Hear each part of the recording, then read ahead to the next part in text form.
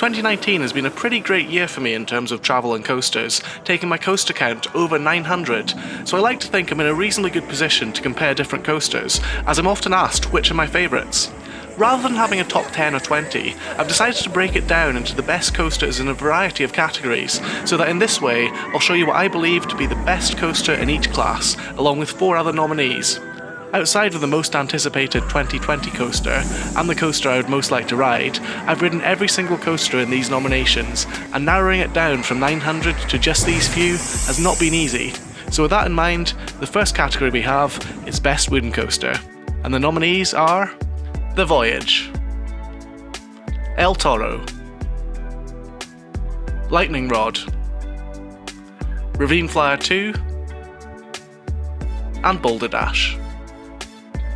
And the winner is El Toro. This has long been my favourite wooden coaster, although there really has been some stiff competition this year after finally riding Lightning Rod and some breathtaking night rides on Boulder Dash and Ravine Flyer. With an amazing first drop, multiple sustained ejector airtime hills, and tight twists at the end that really add to the pacing, to me, this is simply the best wooden coaster out there to date. Best Dive Coaster. The nominees? Yukon Striker, Valraven, Griffon, Valkyria, and Baron 1898. And the winner? Yukon Striker. This was actually quite a tricky one to decide, especially after a few amazing night rides on Valkyria earlier this year, but with the massive record-breaking drop, the interesting and varied layout, and the overall pacing and flow of this ride, it just gives it the edge in my opinion. Yukon Striker was a fantastic addition to Canada's Wonderland. Best Hypercoaster, and the nominees? Hyperion, Shambhala Expedition Al Himalaya, Superman the Ride, Sky Rush, and Flying Aces. And the winner? Hyperion. I think it was probably my final night ride on Hyperion this year that sealed its place here. The coaster is just amazing, with some breathtaking ejector airtime, high-speed twists and turns, and simply incredible pacing. The other coasters in this category are definitely some of my favourites, so picking a winner was hard, but Hyperion is just that bit better than all the others. I consider it almost like a greatest hits of its manufacturer Intamin, with all the best bits of the other Hyper and Giga coasters stuck together, along with a few new ones, and the end result is truly amazing. Best Giga Coaster. The nominees? Fury 325, Steel Dragon 2000, Leviathan, Millennium Force, and Intimidator 305. And the winner? Intimidator 305. Okay, so there are only 5 Giga coasters in existence, not counting Red Force, so coming up with a short list of nominees for this category wasn't that difficult, and surprisingly, coming up with the winner wasn't actually that difficult for me either. I absolutely adore Intimidator 305. For a long time it was my number 1 coaster, and with good reason. The sheer speed sensation you get with the whole ride being so close to the ground as you fly along at 90 miles an hour is simply incredible. This coaster certainly isn't for the faint of heart, and maybe a bit much for some people, but I think that's what makes it great. From the first turn where the G-force makes you grey out, the ejector airtime, the twists, and everything else about this ride adding to the insanity. It's like the ride turns the dial up to 11, and then tries to push it even higher. I'm not sure if a coaster ever quite as intense as this will ever be built again, but I'm really glad that somehow King's Dominion agreed to build this, and that it exists. Intimidator 305 is definitely one of the best coasters in the world. Best mega-lite, and the nominees? Lightning Run, Kawasemi, Alpino Blitz, Piraten, and Storm at Etnaland. And the winner? Alpina Blitz. Okay, so I might need to explain this category a little. Basically, it's for a coaster that has a hypercoaster style layout, but it's only about 100 feet tall. All these coasters generally deliver copious amounts of airtime and are great fun. My favourite of them is Alpina Blitz.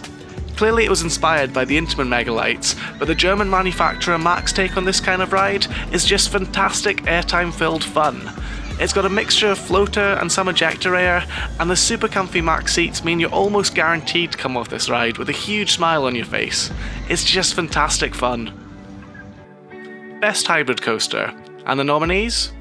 Untamed, Medusa Steel Coaster, Zadra, Hakuge, and Steel Vengeance. And the winner? Hakuge.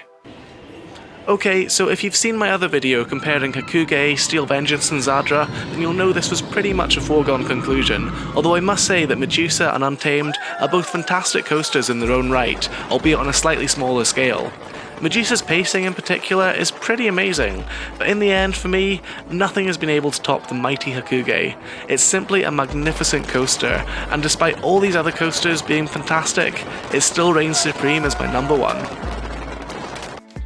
Best inverted coaster, and the nominees? Banshee, Nemesis, Katoon, Black Mamba, and Montu. And the winner? Black Mamba. My choice here may surprise some people, but to me, what makes an inverted coaster great is when it stays close to the ground, diving in and out of trenches and tunnels, and giving you a phenomenal sense of speed as you fly past just inches from the ground. Black Mamba does this fantastically, although Nemesis is a very close second and is still the best coaster in the UK. Ranking these coasters is very tricky, but I think Black Mamba just has the edge, with incredible pacing and speed sensation throughout the whole ride, and with amazing African theming as well. Riding in the front seat of this is a must-do on any trip to Phantasialand. Best flying coaster, and the nominees?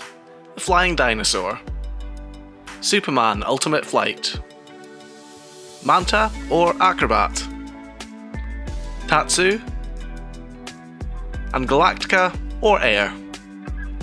And the winner? The Flying Dinosaur. Truth be told, I was never really a huge fan of flying coasters until I experienced the Flying Dinosaur. Whilst I still enjoyed them, I was never really blown away by one until after this ride. The element after the first drop, which feels like some sort of crazy hybrid of a zero-G stall and a pretzel loop, feels absolutely incredible and really unique, and the lush green scenery you swoop by during the ride really rounds off the experience. It's fun, graceful, and still forceful, making it a brilliant ride, and you can't really go wrong with Jurassic Park theming either. Best launch coaster, the nominees? Top Thrill Dragster, King Dakar, Red Force, Max Force, and Formula Rossa. And the winner? Top Thrill Dragster. All of these coasters offer some forceful acceleration, but my favourite is still Top Thrill Dragster. King Dakar is great, but is let down by the over-the-shoulder restraints, causing a bit of headbanging. Red Force feels amazing in the front, but it gets increasingly rough the further back you sit. Formula Rossa has a trim right after the launch section, which kills off a good amount of the speed you already have. And Max Force is fun, but again the restraints aren't very comfy, particularly on your shins. Top Thrill Dragster, on the other hand, has a smooth, forceful launch, comfortable lap bars, and a 400-foot drop after you crest the lift hill, making for an absolutely phenomenal ride. And so that concludes part 1 of my coaster awards for 2019. This has taken a bit more time to edit than I expected, so I've had to split it into 2 parts, but part 2 should be ready in time for New Year's. In it, there'll be categories including my most anticipated 2020 coaster, the best new coaster of 2019, the worst coaster in the world, and many others, so be sure to subscribe so you don't miss it.